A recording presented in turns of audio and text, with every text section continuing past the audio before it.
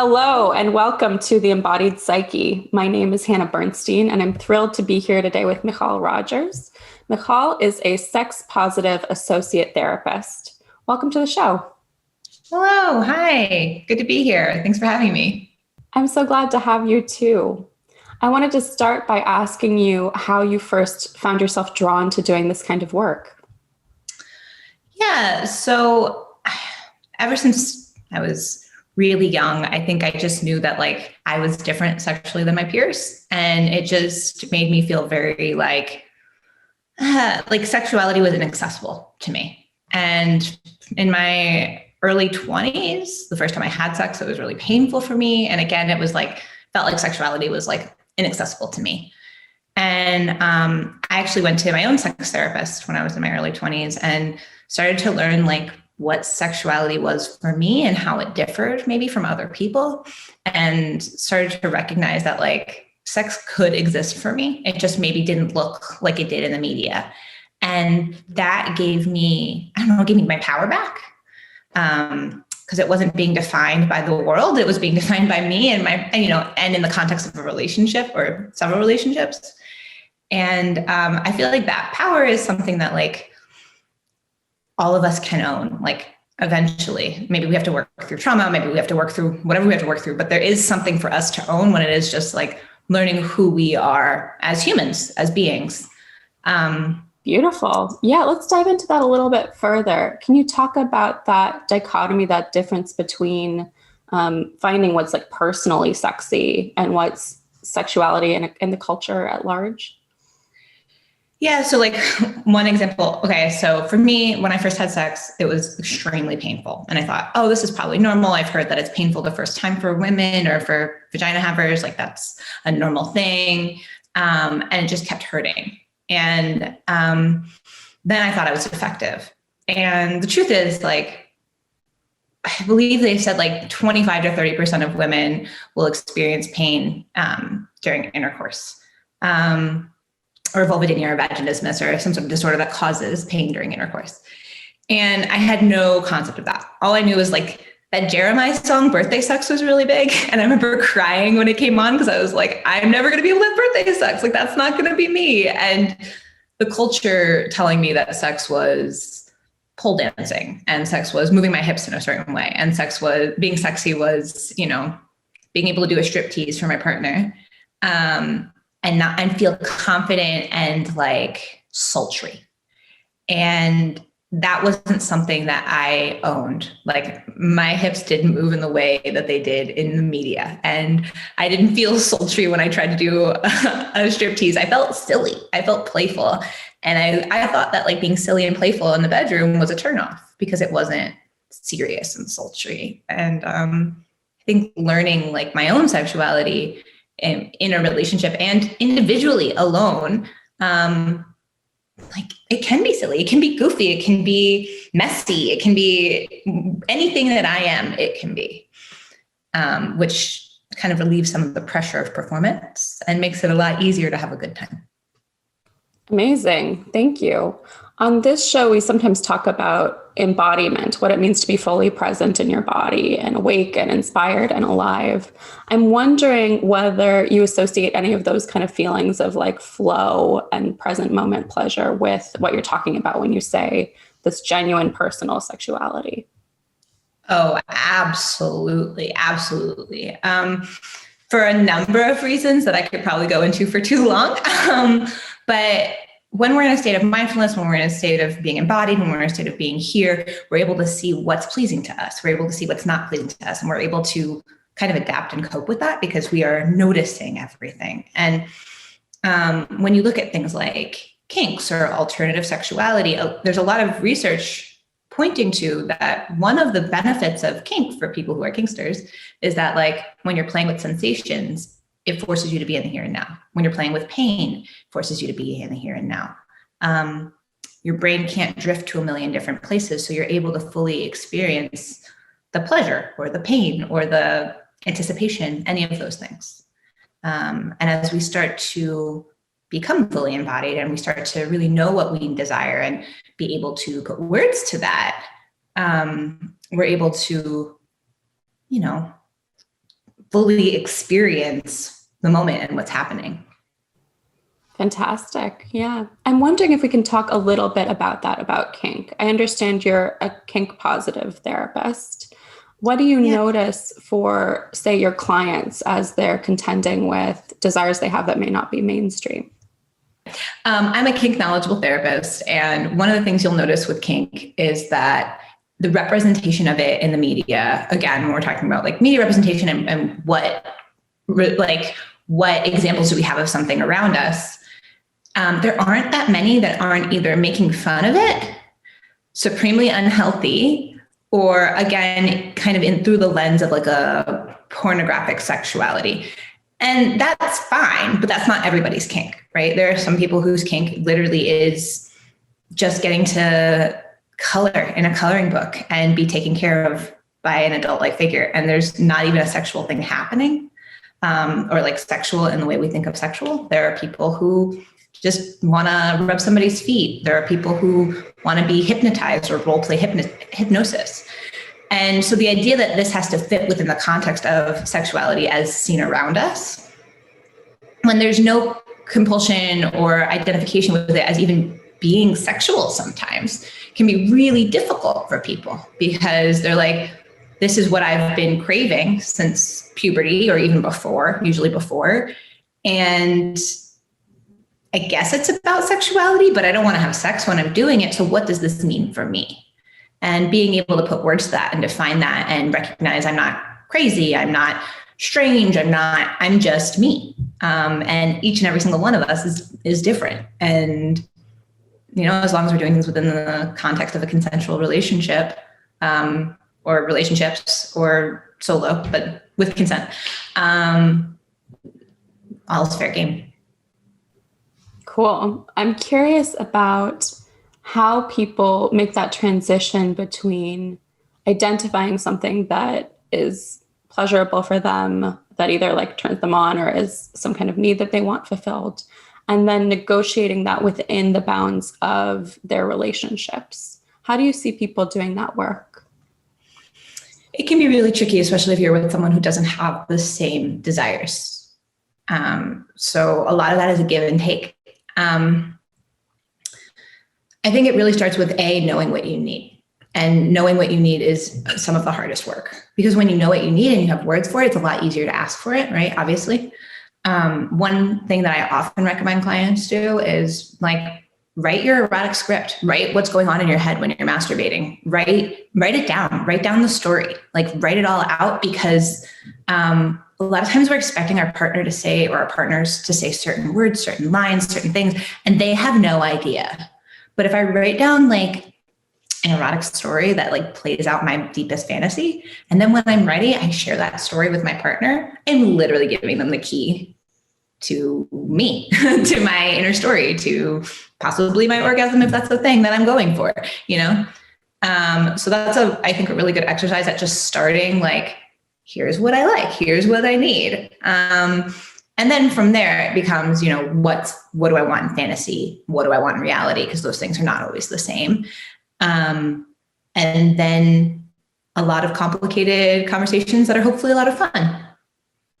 I guess one of the things I'm struck by in this moment is just this kind of dichotomy I'm feeling into around what I think I'm often encouraging clients to do, or what I'm striving for in my own life, which is a sense of kind of like personal fulfillment and individuation. So the kind of fulfillment that isn't dependent upon anyone else fulfilling my needs, versus 100%. Like desire, right? So there can be desires that arise that can, you know, perhaps more easily be fulfilled in tandem with another person. So I'm just kind of wondering how people approach that conversation where, as you said, they have needs, specifically sexual needs, without putting pressure on their partner to go past whatever boundaries they may have. Yeah, absolutely. So I believe we can always ask for what we want, and our partner always has the right to say no, right? And it can come to a point where my needs and their needs just are in direct conflict, right? If I need something and I know that it is a deep set need for me, and they need something and my needs trigger them in some way, trigger a trauma, are outside the bounds of what they're able and willing to provide, maybe we're not the best match, or maybe I'm able to stay in the relationship and get that need fulfilled somewhere else if my partner's okay with that. But I hear what you're saying. And that's where I think it's very important that we establish, even before entering a relationship, if possible, what are my deal breakers? I tell my clients somewhere between 5 and 10, no more than 10, no less than 5, where it's like, these are the things that I will, no matter what, stand by, because a lot of times we will fall for someone and then start to get wishy-washy about what our deal breakers are, because it's like, we love the person, and I can love a person who doesn't fulfill specific needs. But if I know that I want this relationship to be monogamous and long-term, then I need to look at, like, is this a relationship I can stay in? Of course, like if I'm open to open relationships and they're open to open relationships or polyamory and I'm able to fulfill that elsewhere, awesome. Because like we all know, one person can't fill all of our needs. That's just not possible. Yeah. So I'm curious about doing this work of like creating the deal breaker list. That might be something even viewers can do for themselves at home after watching this. Are you talking specifically about these kinds of like kink or sexual deal breakers, or do you mean in relationship at large, what our standards are in general? So the way I usually do the exercise is I say, I want you to write a list of your ideal partner, and I want it to be as many items long as you want it to be. And the list is usually, 30, 40, 50 things long, just this huge laundry list of things that people want. And then we talk about it. And then I go, okay, great. Now next week, I want you to bring me your 5 to 10 deal breakers. And here are some categories to consider. Values. Do you have shared values? Goals, personality, sexual compatibility, and interests, things you like to do. And consider those categories. Maybe they influence you, maybe you don't, they don't. But then pick 5 to 10 deal breakers based on those things that you need when you enter a relationship. It's actually work that I did for myself before entering a relationship. After being in relationships over and over again, where it's like I met someone, our personalities jived really well, our interests jived really well, then our sex life jived really well, but our goals and our values weren't shared. And so we hit this point of long term where it was like, this really hurts to break up right now, but we're not going in the same direction. And at that point in my life, I was looking for monogamy. So if I'm looking for a long-term monogamous relationship, I want to make sure that the goals and the values are shared as well. And so that's kind of where I created the exercise from. And so yes, it's definitely an activity viewers can do at home. Yeah, that sounds incredibly useful. And I like that there's space for, say, if you are someone who's very driven by your particular kink, yeah, you put it on that deal breaker list. But if you're someone with a little bit more flexibility in the sexual component, but say really attached to your religion, that's the thing that goes on the deal breaker list instead. So it really takes into account individual needs. Like personally on my list, I had like open to kink or open to allowing me to fulfill it somewhere else. So I had like the one of the two, at least my kink's being fulfilled somewhere. Fantastic. Oh, I love that. And I guess I'm also curious about the work that you're doing that's a little bit more accessible online to everyone, people who aren't native here to California, who can't seek individual counseling with you. Can you tell us a little bit about that and how people can get to know you and your work better? Sure. So in October, I started a TikTok on a whim, and I've just been posting videos about mostly relationships and sexual health. I've been leaning a little harder on the relationship side because the censorship overlords have made it a little harder to say and produce all the content I want to say and produce on TikTok right now. But there are definitely videos about everything from kink to establishing boundaries to arguing with my partner to different activities. How do I get through an argument and listen to my partner different things like that, partners. And my TikTok handle is at Michal Rogers, MSW. I also have an Instagram, but I'm much better at updating my TikTok. It's the same handle for both though. Great. And I was hoping that you might be able to share like a exercise with our viewers, something short and sweet that they can do for themselves at home or in their lives. Yes, Absolutely. So, I was talking earlier in the video about how our view of sexuality versus the world's view of sexuality are two very different things a lot of times. And so one exercise I really like to do is have a client or have you write down a list of things that you think of as sexy, like the definition of sexy, and make that list.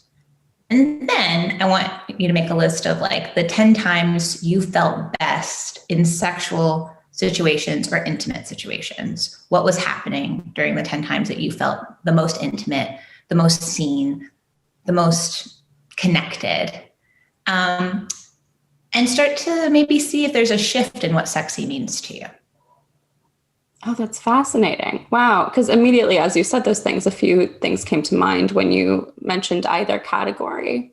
And those are very, very different things. So like for me, when you said like, what do you think of as sexy? The first thing that popped into my head was like a really solid jazz crooner, when you hear like a woman like singing like a sultry like ballad.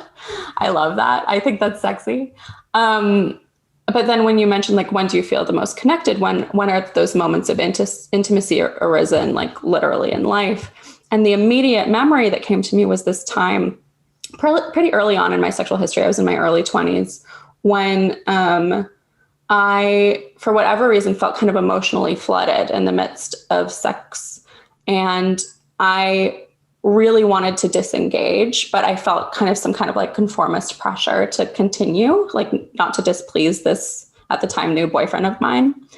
And he noticed my disengagement and he took the onus on himself to stop the activity and ask me what was going on with me. And that attunement to my needs was like this big awakening for me and what was possible in intimacy.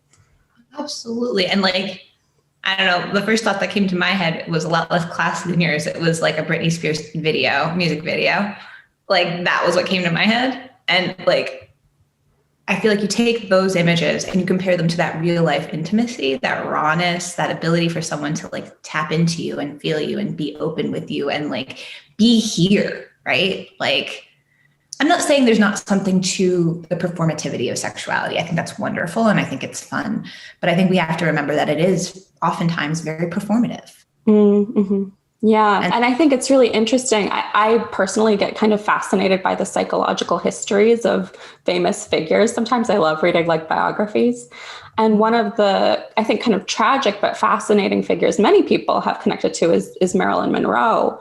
And when you look at her psychology and her own admitted disconnection from ability to feel sexual pleasure versus her as probably the foremost example of, this is a sexy woman that we look to in the world.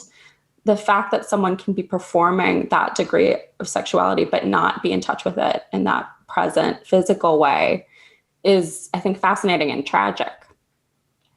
That is like the perfect example. Exactly. I often liken it to like Disneyland. If we think about, if we are taught that happiness means a day at Disneyland, and this is what happiness is, and that's the only version of happiness, then every day that we're not at Disneyland, we would think we're not experiencing happiness. And we might be, but we just think that Disneyland is the only happiness that exists. So we're missing out on all these wonderful, happy experiences we could have. And that's what I feel like sexuality is for a lot of people, where it's like, but that's what sexuality is supposed to be. So we're missing out on the happiness that exists beyond those walls of, the media and pornographic performative view of sexuality. Absolutely. Yeah. I could also, I think, see a way in which that might crop up if you have a very strong attachment to a particular kink. Because then if that thing is the only thing you think is going to fulfill you, I think at that point it becomes a fetish because it's necessary for achievement of orgasm or arousal. Then you might be missing out on other kinds of connection or other moments of intimacy that are possible before you reach that particular fantasy. It can be complicated there too, right? Because if someone does have a fetish, like there's almost nothing, or like by definition, nothing else that will necessarily excite some people, but it doesn't mean that they can't enjoy other things, right? Just like we can enjoy a massage, but might not be turned on by that massage. Some of those people can enjoy things with their partner and enjoy the intimacy and maybe just not get the same sort of satisfaction. And then there's also people who are full on repulsed by sexual activity on the asexual scale, because the asexual scale has everything from people who enjoy sex but are just not attracted to it to people who are fully sexually repulsed. So adds a whole other layer. Wow. Do you think you could talk about that a little bit, just for people who are unfamiliar with that particular flavor of asexuality? Sure. So asexuality is a very large rainbow within the LGBTQIA plus rainbow. And asexuality really by definition just means that like, I never experienced the desire for sex, walking down the street. Like I don't see someone on the street and have sexual attraction. So the way that I have put it in like videos I've made before is, you know, that feeling of thirst when you're really thirsty and you need to drink something. Imagine you never ever experienced thirst. Your body didn't need water. You didn't need hydration. You might enjoy a cup of water occasionally. It might feel good. You might like it, but you don't need it. And that's kind of what asexuality is. However, there are people who are asexual who have repulsion to sex. So any form of sexual touch can cause a visceral reaction in the body. Doesn't mean they don't enjoy cuddling. Doesn't mean they don't enjoy romantic intimacy. Doesn't mean they don't enjoy relationships. It just means that different types of sexual touch are repulsive for them. Mm-hmm. Please forgive me if this is an ignorant question. This just isn't my area of expertise. Sure. My mind immediately goes to, I think just because I have this kind of psychoanalytic orientation, curiosity around whether that might be trauma informed and something that could shift. Is that ignorant of asexuality as an orientation? There are definitely people who are asexual who would feel like that was ignorant of their orientation. There are people who have sexual repulsion where it's based in trauma. So both exist. And I think like the real question is like for that person, like, is there something that they want to work on and let go of? And is there something they can let go of, right? Like, I think for some people, it's just as innate as a straight person's desire for the opposite sex. It's a very large range. It's just like, there's also people, I've just learned this one, called phrasexual. And people who are phrasexual also are considered on the asexual spectrum. They only desire sex that is with a new partner. Once they get to know someone too well, they don't want to sex with them anymore. There's no attraction or desire anymore. And now it's really easy to pathologize that because there are people who that occurs for because of traumatic relationships with their parents, which I could go into for a while.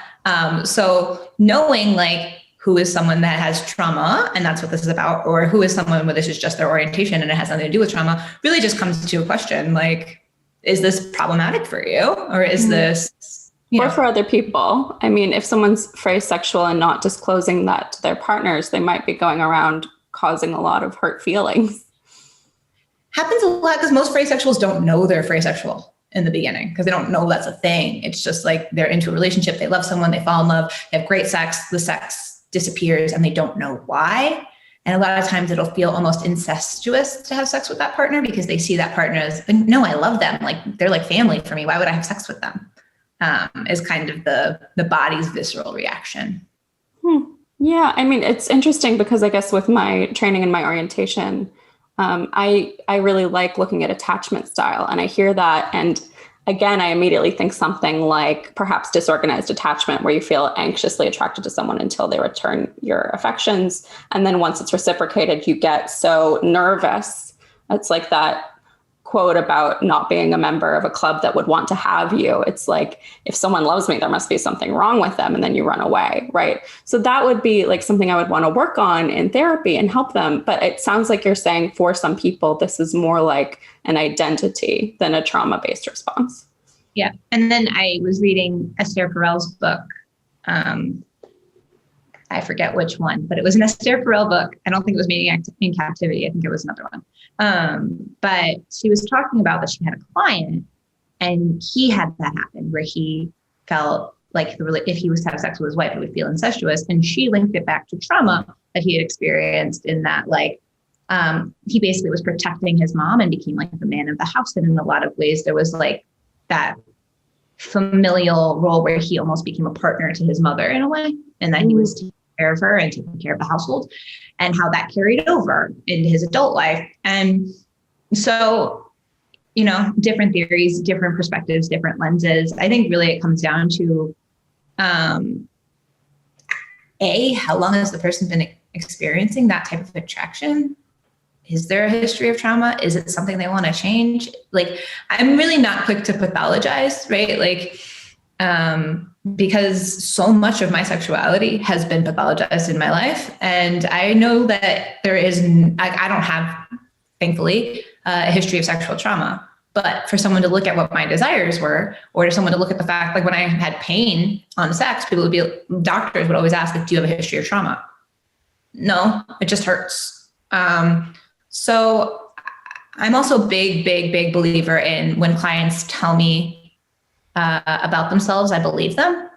And I've also learned that, like, you know, if a client is dishonest, or if a client is dishonest with themselves, that'll come out over therapy. And then there's a whole conversation to have over, like, what do you think was there? Like, what have you learned about yourself? Mm-hmm. You know, so I just really try and take what clients say at face value and work with that, and then move forward together with there. So if a client tells me they have no trauma and there's a lot of evidence of trauma, then it's more just about like, okay, let's talk about what the symptom is. How long have you had it? When did it start? Is it a symptom? Is it just a feature?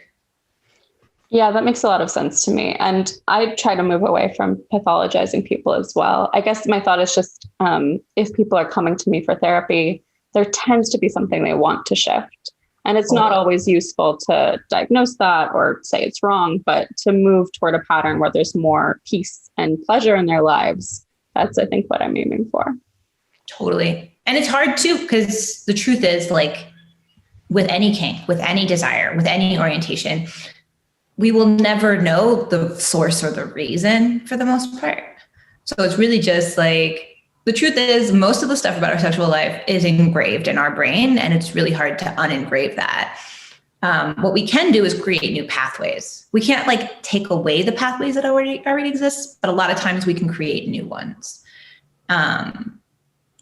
So that's kind of the journey I want with a lot of my clients is, let's accept the paths we have. Let's acknowledge them and thank them for what they're giving us, and find the best way to walk down those paths we possibly can. And if we want to start to engrave new paths, then we can start to look at, like, is that possible?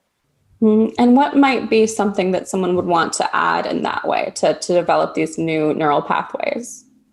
For some people, they really struggle to masturbate with a partner. They can only masturbate alone.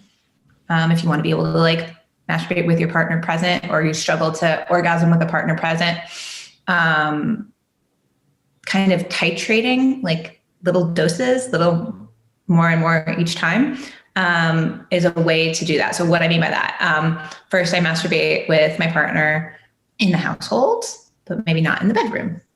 And then maybe with the door open, and then maybe in the bedroom, and then maybe in the bed.